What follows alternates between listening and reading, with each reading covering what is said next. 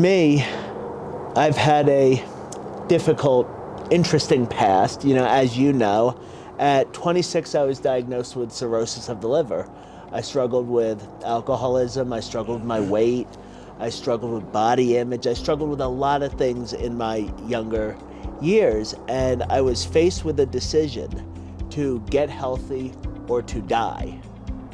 And fitness and nutrition for me initially was a begrudging uphill battle. It was, well, I don't want to die, so I guess I'm gonna do this. Hey guys, this is Give Us It podcast. We are up in the mountains, and this is your host, Wes Israelson. Now, if you want to be a part of something special, you want to talk ergonomics, economics, business, and life, this is your chance. We highlight your business, your challenges, and or the things that have made you succeed in life. So if you want to be a part, this is your chance. Hey everyone, this is Wes Israelson and a good friend of mine. We're up at the New Park Hotel. There's a hot tub here, which we were half tempted to be in, but we're not. Although this episode is with a good friend, and Charles hasn't just helped me personally as a business owner, he's helped me talk about nutrition, about basically the way to keep my body functioning. Outside of the ergonomics that I believe in, you've taught me a lot. So with that, give your name, give the company name, and a little insight to what you do. Awesome. Thanks for having me on, Wes. I'm Charles Pigott. I own Changes Health and Fitness. We do corporate wellness programs, retreats, educational events, and personal training. And we believe in a realistic and sustainable approach catered to each individual's lifestyle and preferences. Yeah. And when he says sustainable, he really means it. So we're in a networking group together. Mm-hmm. We, past that, used him as let's say a demo on a chair fitting at our networking thing. But even then, I got to go to one of his clients, SGI, I think. SGI. Yeah.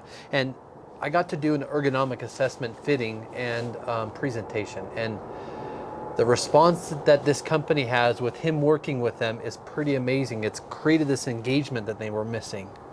And it's really cool as an ergonomic specialist and a business owner to see what you create for businesses.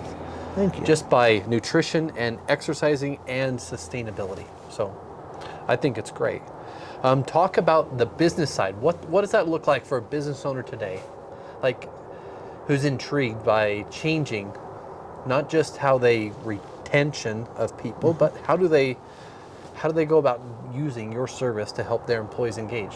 Okay, so when we first started doing the wellness programs, I went in with the goal of how am I going to get employees healthier? I wasn't really thinking about company culture. I wasn't thinking about retention. I wasn't thinking about all those added benefits. It was just, how do we get employees healthy and how do we meet them where they're at? So the first presentation, we go in and I'm looking at people. There's people in their 20s, there's people in their 60s, people that are obviously very active, people that are probably more sedentary. So we had to come up with a program that fit everyone. We wanted it to be inclusive, not exclusive.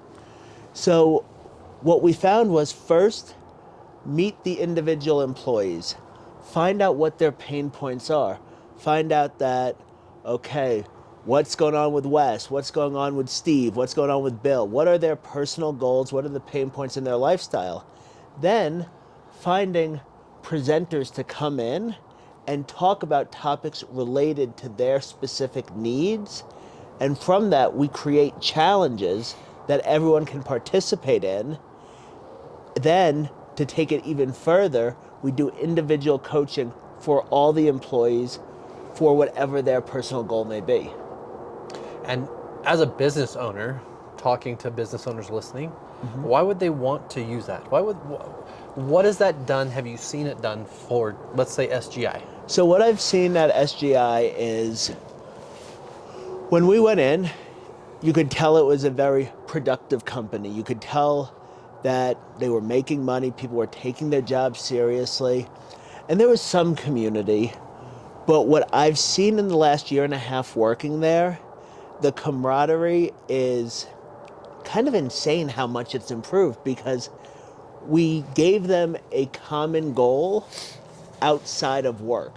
We gave them something in common with each other, something to talk about, something to, tease each other about a little, encourage each other. So it's built a culture. And from what I've seen, studying wellness programs, reading about it, other companies we've worked with, is when companies put these programs in place, their retention goes up, their productivity goes up, insurance premiums go down as time progresses, and all around, everyone is in a better space. And just on that same note, just because it's kind of relative to that, say, just like your employee that you have is in the zone. They're focused, they're doing their job, whether it's training, teaching, helping businesses, right? But they're focused, and then all of a sudden their back hurts, or their chair's not adjusted right, or something doesn't work right. They get out of that flow state, out of that production state. So this coaching, this program you help put together, it keeps the employees engaged longer. It's actually creating more engagement. It's creating more production. And it's helping their lives. Exactly. It's because it extends far past the workplace. A common thing that I hear is from clients is, I want to be able to do more stuff with my grandkids, or I love mountain biking, but my knees always hurt. I wish I could still ski. Things of that nature. So by having this in the workplace and having a focus on health and wellness, their personal lives, their lives with their family, their time with their children and their grandchildren also improves. And even past the health and wellness side, I mean, you do a little bit on the mental side to help them understand all of this, because it all interconnects, right? Yeah, you can't separate physical, emotional, mental, spiritual. It's all part of the same puzzle. You can give somebody the most optimal, mathematically accurate, scientific plan to build the ideal physique with optimal function. But if that includes eating chicken and sprinting up mountains, and somebody hates sprinting and is a vegetarian, that is a useless program. So it's finding something that not only nourishes the body, but nourishes the soul. Something where the person is enjoying the foods they're eating. The activities that they're doing gives them fulfillment, and by being nourished and being fulfilled, you're able to show up more for those you love and care about. Yeah. On that same note, because you said the word love, so I'm going to dive into it. What's the passion for this? Like, what part of this brings you love and joy, and why do this? Why? For me, I've had a difficult, interesting past. As you know, at 26, I was diagnosed with cirrhosis of the liver. I struggled with alcoholism. I struggled with my weight. I struggled with body image. I struggled with a lot of things in my younger years. And I was faced with a decision to get healthy or to die. And fitness and nutrition for me initially was a begrudging uphill battle. It was, well, I don't want to die, so I guess I'm going to do this. And that's a rough place to start. But a year into working out, eating right, I had lost about 40 pounds. I was feeling better. And a good friend that I had met in Alcoholics Anonymous said, we're doing a Spartan race. And I said, so you want me to do a race with you? He's like, no, we're doing one. I'll be picking you up at 5 a.m. We're going to be training. And, I was nervous. I've never been, I played baseball, but I was good at baseball because I could hit the ball really far, not because I could run. I was the kid that couldn't get up the rope climb in gym class. I always had struggles and feelings just around fitness and performance in general. So it was nerve-wracking, but we trained at 5 a.m. every day. And then we were up at Snow Basin, about 3,000 people there. And we're going through the race, and first couple of obstacles, I'm like, this isn't that bad, got cut on some barbed wire, hopped over a few things. I'm like, all right, this is fun. And then I see that rope. And when I saw that rope, that feeling, that feeling you get in your stomach, in your heart, it kicked in. I was sick. And next thing I know, I'm at the top of that rope. And I started crying in the middle of 3,000 people. And that was a defining moment in my life because I realized that my past did not have to define me. My struggles with alcoholism, my struggles with weight, my insecurities, my feelings of not being good enough, none of that mattered because here I am proving all those limiting beliefs wrong. And from there, I began to flourish. I competed in bodybuilding, powerlifting, did more Spartan races, really started excelling in athletics and found a lot of enjoyment and fulfillment. And I love helping people, and I decided to go back to school to be a therapist. I wanted to help people that were struggling with addiction, people struggling with depression, body image, anxiety, all the things I had struggled with. And during this time, I met my wife. Our first date, we sat there trying to convince each other that neither one of us was ready for a relationship, all the reasons not to, and we've been together ever since. Our first date, we thought it was going to be a quick dinner. 10 hours later, we're sitting on the steps of the Capitol building. I've never looked back. And here it is. I feel good physically. I found someone I love. What's next? We get married. She's pregnant. Okay, we want her home with the baby the first few years. How do we do that? How do we make that realistic? What's the next step? The treatment industry, I was working in the treatment industry, I was managing a 48-bed facility, and it was rewarding, but it was taxing. I couldn't leave it at work anymore. The pay wasn't great. It wasn't enough to support a family, and we took a leap of faith. Around the same time my son was born, she got her final bonus, which was enough to cover expenses for a year. So I had a year to build.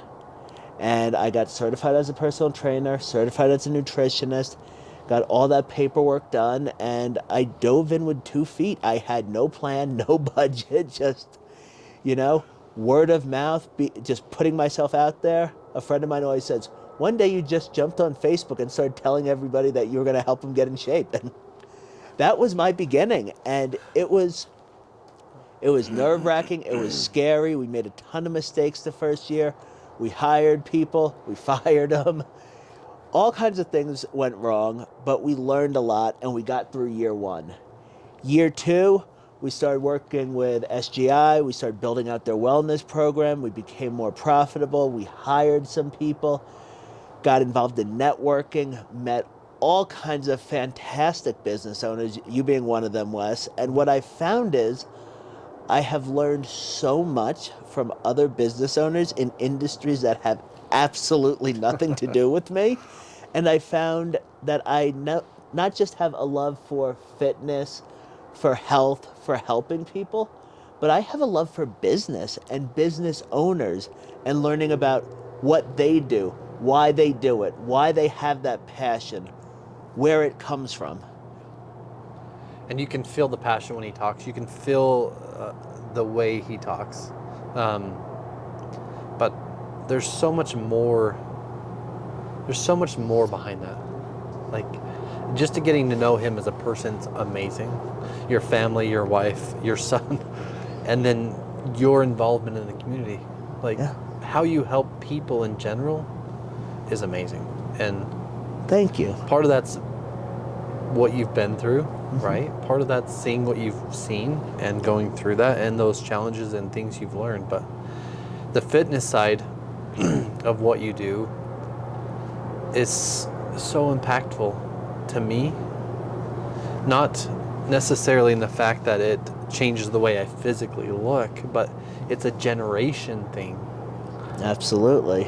And it's not, when you think about fitness today, or wellness, or mental health, or spirituality, whatever it is for you, because there's 4 for me that you covered exactly. It's about the generation, right? It's about what you teach and train and educate. Our children replicate what they see. I watched my father work so hard for so many years and watched him go from here to here. He broke the generational stuff. He broke the I'm stepping on my words here. I watched my father break that poverty. I watched him succeed. I watched him work hard. I learned about a work ethic. And I saw that. So for my son, I want him to get that, but I want him to get the physical health part as well. Like when he comes into the gym, it's the funniest thing. He runs in, he yells, "Dad, gym muscles!" And he runs in, and he's 2.5, and there's this little 5-pound kettlebell, and he picks it up, and he'll walk along grunting, and he'll do a squat, he'll throw it on the floor, he'll grab the resistance bands, and he has his variation of a workout. We never told him to do it. We never sat down. We're not like those people trying to get views on TikTok having the kid work out. He just does it because that's what's normal. Yeah. He's in the kitchen helping his mom cook. He's learning about healthy foods, not because we're sitting there saying, "Oh, this is what you need to do to be healthy." It's just part of life. It's normal. And so where I grew up with hard work and chasing goals, from a financial standpoint being the norm, my son is growing up with that plus the health standpoint. And that's huge. And I want all families to have that. I agree. And you said the two, which I know there's more than that. He's growing up with the spiritual belief. He's growing up with a relational belief. Then you've got the physical, Yep. and you've got the emotional. So you've got all of it tied together. Yeah. I mean, the physical side of your life, whether it's your physical body or not, is one thing. But even past that, I mean, your children, like you said, learn from all of it. They do. So if you start at 5 a.m., there's a good chance that they will replicate. They will perpetuate whatever it is. And when people ask why you do it, what do you tell them? I feel, honestly, the truth in my soul is I feel a moral obligation. I feel a duty to God, to myself, and to the community. I was given a second chance at life. People that struggle with alcoholism the way I did, addiction the way I did, people that are diagnosed with cirrhosis, 9 times out of 10 they don't get better. I was given that second chance. People that I've known people to die, I've known people to go to prison, I've seen what happens the other way if I had continued down that trajectory. And because I was given this second chance, and I have a beautiful life, I really feel this deep obligation to give back and help as many people as I possibly can. And when you do these corporate wellness, these corporate plans with businesses, it's creating that synergy, it's creating that culture, it's creating this connection, this, the word's not great for engagement, but it's creating this thing that didn't exist, right? You're creating a community. And that's what people want. People want to belong. We are in a world where people are working remotely, where people are glued to their screen, people are isolated. And I'm on a mission to bring people together, to be here in the physical, tangible world with other human beings in front of you, having deep, meaningful relationships, feeling strong, and also just having fun and goofing around. That part too is huge, you know?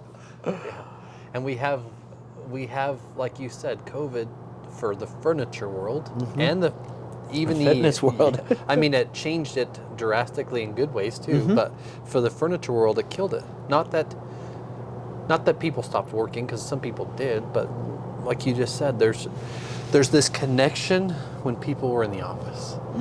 And when people went home and remote, now hybrid at best, it's lost.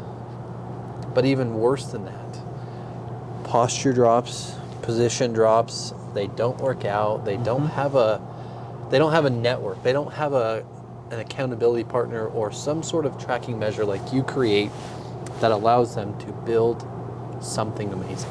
Exactly, and that's so the beauty of, for employees, for them to be able to come into the office at a company that has a wellness program like mine is they come in, they have community, they have purpose, they have communication, camaraderie, friendship, and then they have someone checking in with them about their health on a personal level. They have an app that they can track their goals on. They have community things to participate in. They can do the retreat days, they can do the challenges, and that is so much better than sitting in an uncomfortable chair at your kitchen table, slouched over, all alone, and I don't think that's much of an exaggeration. No, I mean, it's not.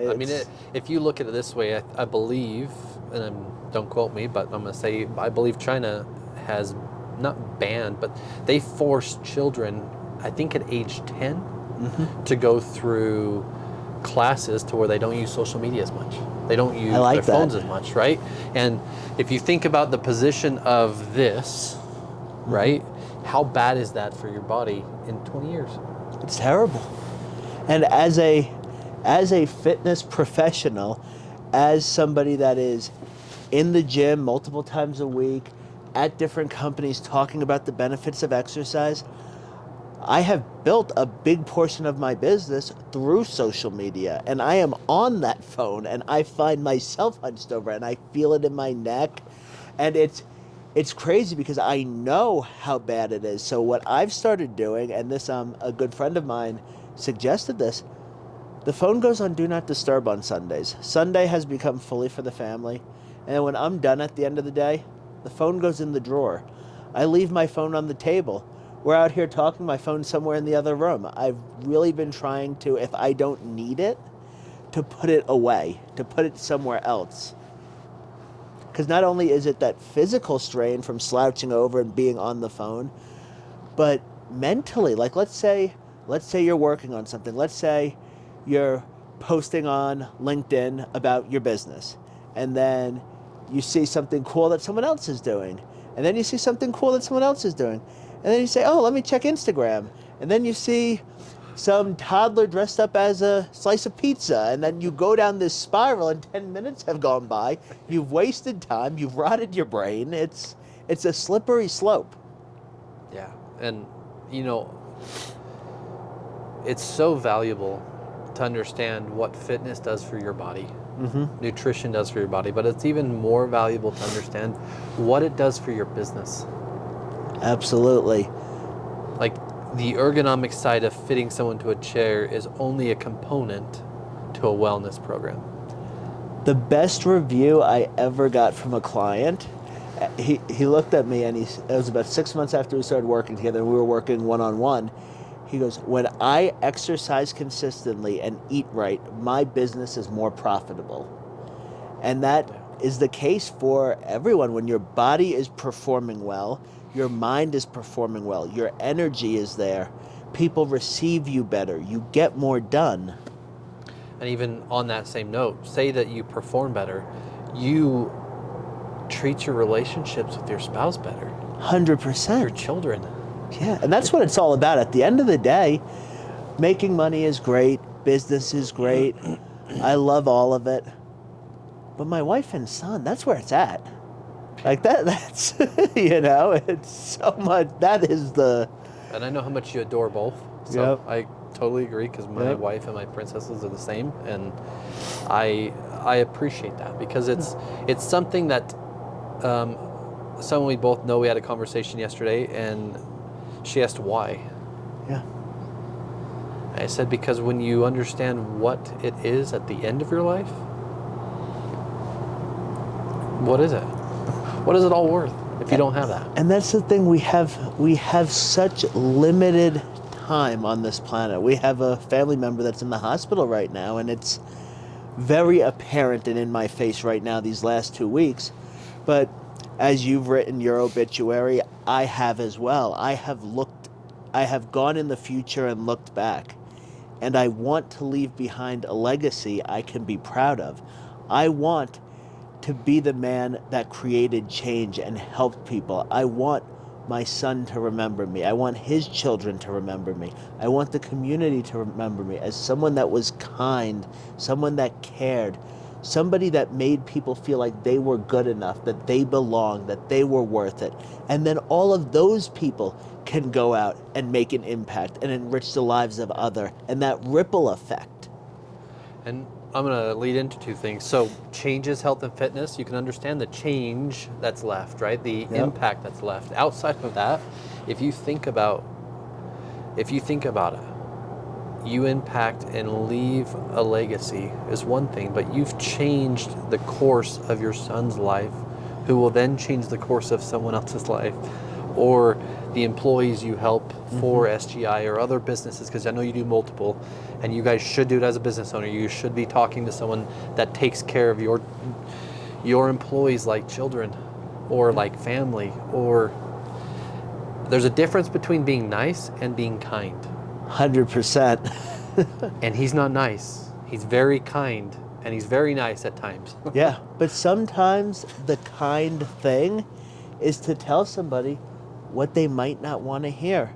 Sometimes the kind thing is to say, well, of course you're in this situation if this is what your habits look like.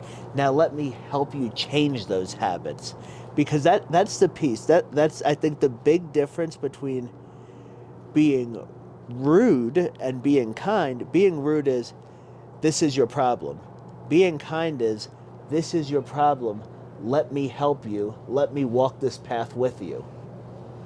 And I think that there's a big difference that's lost. I think that COVID changed this world in bad ways and in good ways. And I think that the normal employee who works from home can't spend more than $200 on their office setup.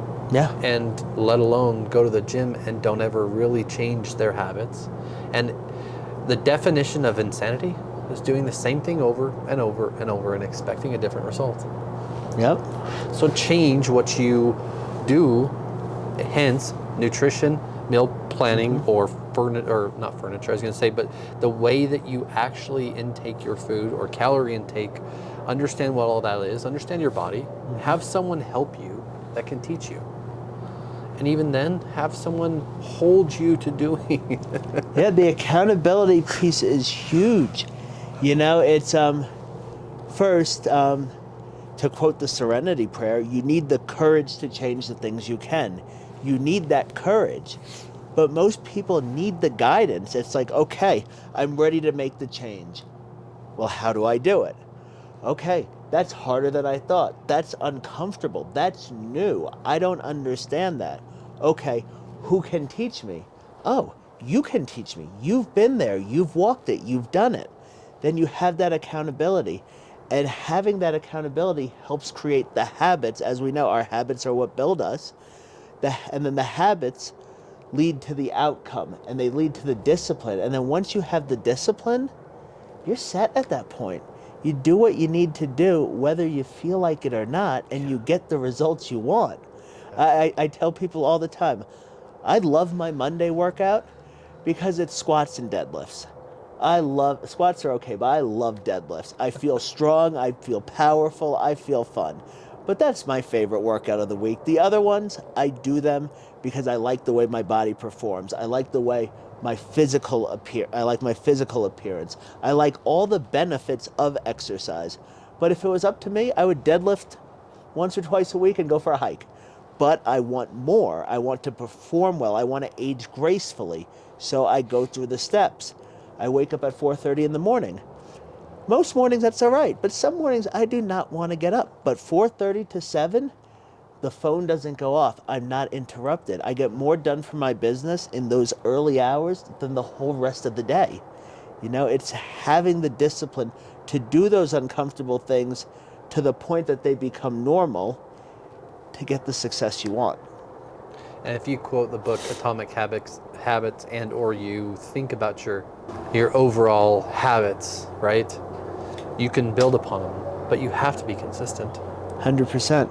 And the cool thing about what you do that I've noticed for businesses, because I'm a business owner, is that you help them get consistent. Mm-hmm. And when you are consistent, it's not just about profit or money. It's about your employee actually has a better physical life. Yeah. emotional life, relational. It just helps. At least from what I've seen, it changes people, and it's changed me. Yeah. Their lives are better. Yeah. They want to be there. They want to be a part of. They feel cared about. They feel heard. They feel loved. A lot of it goes back to love, and that's a word people don't like to say very much, but it's all about the love. Yeah. We all want to feel loved. We all want to belong. And fitness is my vehicle to spreading the love and to creating community and belonging everywhere. And even, I'm going to go further. I'm going to say your body's your vehicle. Yeah. If you don't put fuel in it, if you don't put oil in it, if you don't take care of it, even if you want to go crazy and you don't freaking charge it like an electric vehicle. It's not going to go anywhere. No. If it's too cold, it doesn't want to run. If it's out of gas, it doesn't want to work. And if it doesn't have electricity or a battery, it stops working. Yeah. So you have to take care of your nutrition. You have to go through the physical side. You have to go through all the workouts. Now, if someone's in the office today, and they're actually back in the office, what's a healthy snack you recommend, and or some sort of nutrition-based something that they can put in the office that'll help their employees? So I'll tell you for me personally. So in my desk, the bottom right drawer, at all times, I have the Chomps beef sticks. And by the way, I'm not sponsored by them, but they're convenient. delicious. I have the Chomps beef sticks. Costco has these little 100-calorie packets of nuts. I have string cheese in my fridge. I have simple snacks that are higher in protein that are satiating. Satiating is the key word. If it's not going to fill you, you're going to overeat it. So for me, it's the beef sticks, the cheese, the nuts. I like the skinny popcorn because you can just eat that, you know. So having snacks like that on hand, lower calorie, higher protein, are fantastic. But I will always revert back to make sure your meals are solid. Make sure your meals have 30 to 50 grams of protein. Make sure there's a vegetable for fiber. Fiber and protein will keep you full. And one area I think a lot of people struggle is they're trying to eat right, they're trying to be healthier, and they don't eat enough.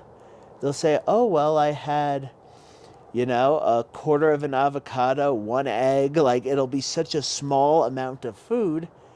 And if you don't eat enough and nourish yourself, you're way more likely to start snacking and overeat, and then blowing your caloric limit for the day and going over. And if you think about it, it's like ergonomics for us, but fitness and nutrition, if you do it consistent, 1 week won't throw it all off. No. A month can hurt you, but consistently doing it not correctly will deter and change the course of your life in general. And I have to also clarify real quick, consistency. Yeah. Consistency in the gym doesn't necessarily mean every single day. If you work out twice a week for a year, that's 104 workouts. And if you don't work out at all, and then you do 104 workouts the next year, you're going to see a huge difference. I always tell people, I eat healthy 80% of the time. I'm not perfect, We go to networking things, and sometimes the presenter will bring donuts. I have the donut most of the time, but I'm not having the donut every day or twice a day. And everyone's like, oh, Charles is here. We have to eat healthy. We were at lunch on Monday, and What's Charles eating? One gentleman said to a woman I train, your trainer's here, you're going to eat that? And she's like, yes, of course, because he's taught me that I can indulge sometimes. It's not what we do sometimes, it's what we do the majority of the time that makes the bigger impact. And something cool I learned too was we went on a vacation, my goddess and my wife, and we overate, we overdrank, we had a great time, and I come back and I'm 3 pounds up. But it's actually not 3 pounds of fat. It was muscle. We still worked out while we were there. We still had a great time, but I intake more than I normally do. Therefore, my body converted it to the muscle because it was already converting it in the right way because I was consistently working out and eating healthy. So I gained more muscle. And it's amazing to know that it's not fat. Yeah. The scale's up, but it's not actually in a good way. And the scale is a tool, but a scale is very similar to a compass. If you don't have a map, if you don't know the terrain, how useful is that compass? I see this especially with a lot of women I work with that are trying to lose weight, or they're working on what we call body recomposition. They're trying to, change their shape, fit in different size clothing, things like that. Let's say they start at 150 pounds. They get down to 140. They get down to 137 and a half. And then it goes up 3 pounds and sits there, but they went down 2 pant sizes. And they're like, what's going on? It's like, well, your body's changing. Fat takes up more space than muscle. So your shape will be changing to what you want, but you may end up weighing 5, 10, 15, even 25 pounds more than you think your goal weight should be. So the scale is a tool, and it's data and it's information, but living by the scale can be very dangerous. Yeah. And I think that that's something valuable that you should all hear, because business, if you live by one metric, it doesn't work. If you understand all metrics, ones you should track, ones you should be consistent with, business moves. And it's no different with your fitness goals, your fitness life, and or your relationships, right? Exactly. What's a fun fact about you that people don't know? A fun fact about me that people don't know. Fact about me that people don't know. I'm a pretty open book. So this is actually... I'll give you a real one. I'll open up. I don't want to say scared, but I'm very hesitant to swim in open water, like to go tubing, jump off boats, things like that. If I can't see the bottom, I do. I grew up in the city. I grew up in New York City, indoor pools. So like jumping into a lake, it's nerve-wracking for sure. I force myself to do it and end up having fun, but it is a nerve-wracking thing. And if there's a business owner today starting, let's say it's a fitness company, and they're struggling to figure out what to do or what not to do, any insight you could give them? It's not even have to be fitness, but it could be any business owner from something you've learned. One of the best questions I was ever asked was, who do you want to work with? And when I was first asked that question, I was about a year into my business, I said, well, I want to work with everybody. And the guy's like, and this is from a gentleman that owns 11 businesses and has been doing this a long time. He's an attorney. He's got his stuff together. He's like, okay, yes, we all want all the customers, but who do you specifically want to work with? And I said, well, I like working with new moms. I like working with parents in general. I like working with new grandparents. And it got me thinking. And I like working with people that are having major life changes, whether it's family changes, career changes. When people are in a stressful situation and they need to learn how to maintain their health or improve their health in a stressful situation, that is who I want to work with. And then this gentleman said to me, okay, so that's who you market to. And I said, well, what about the other people? He said, those other people will see the passion you have talking about who you want to work with, and they will follow as well.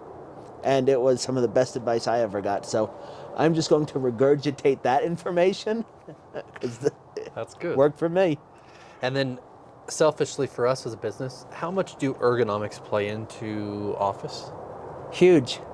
And I'm not saying this because I'm on your podcast. If somebody is in a crappy chair, they're not going to want to sit at their desk. Or if they don't have if the chair's not very comfortable and they don't have a standing desk either, an ability to raise their desk up, they're going to wander down the hall. They're going to go into the snack room. They're going to take a bathroom break. People need to be comfortable while they're working. They can't have an ache on their side, a strained neck. If people are uncomfortable, they're not going to produce. So ergonomics is huge in the office.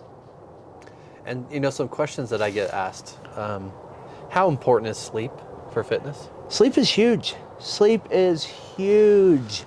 This is another one I run into all the time. I hear, I'm working out, I'm eating healthy, I'm doing this, I'm doing that, I tried this supplement, I took this class, da da da da. And I always ask two questions. One is, how much are you sleeping? Two is, how much water are you drinking? Those are the two pieces that I think get missed the most. I know for me personally, I need 6 hours. I do better with 7 or 8, but 6 hours I can function well. If I end up with 4.5 hours, my performance is terrible in the gym. I don't feel as good in the morning. I don't look as good. You know, when I don't sleep well, I don't perform as well. Clients, when their sleep is not good and whether they're trying to lose weight, whether they're trying to put on muscle, whether they have a performance goal, if their sleep isn't good, they're not going to make the progress they want. They're just not. Yeah. And I believe that it ties back into everything. If you believe, as a person watching this, that fitness matters, get fitted for your mattress, sleep in a good mattress, spend the money, buy an ergonomic chair, have someone teach you how to fit it, and also make sure that your nutrition and your freaking physical side is on par. Because if you don't take care of those three things, or literally the two things that matter most, which is your physical side, how you eat and how you work out or how you move, and your sleep, it doesn't matter what you do. Your life is not going to be great. And it's not going to matter. It's not going to matter. It's not. You have to take care of you to be able to take care of those you love and all your responsibilities. It's not selfish. That's another thing I talk to people about. It is not selfish to make time to work out. It is not selfish to spend a little more on the healthy groceries.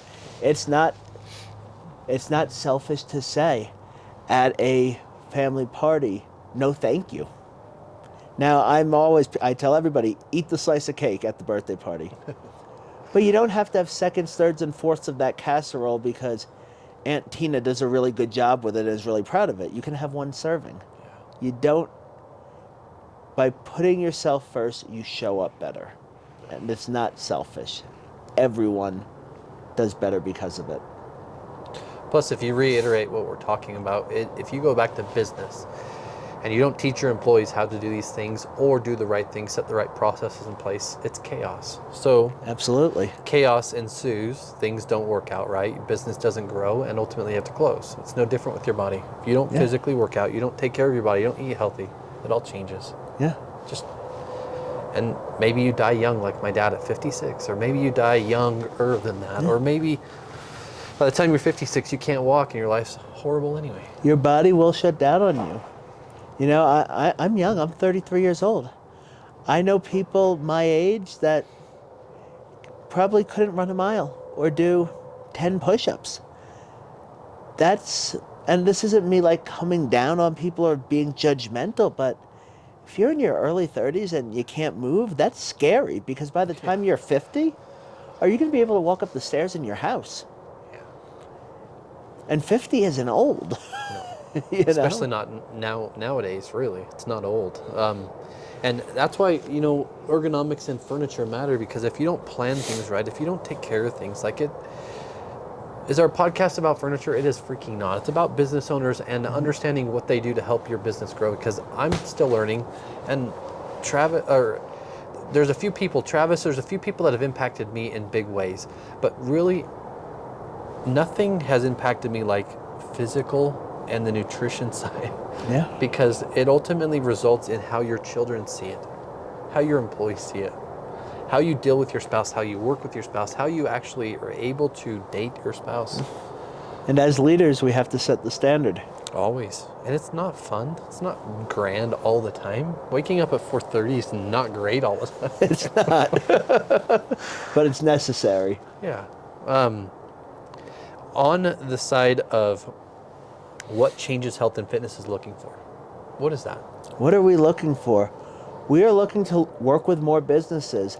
Our sweet spot is 50 to 200 employees, and we're looking for companies that care about their employees, companies that are already doing fun things, companies that have, whatever the case may be, they do retreat days, or companies that take their team out to dinner. Companies that care about their employees, we're here to help them take it to the next level, get their people healthier, more productive, feeling better, build the camaraderie, build the culture.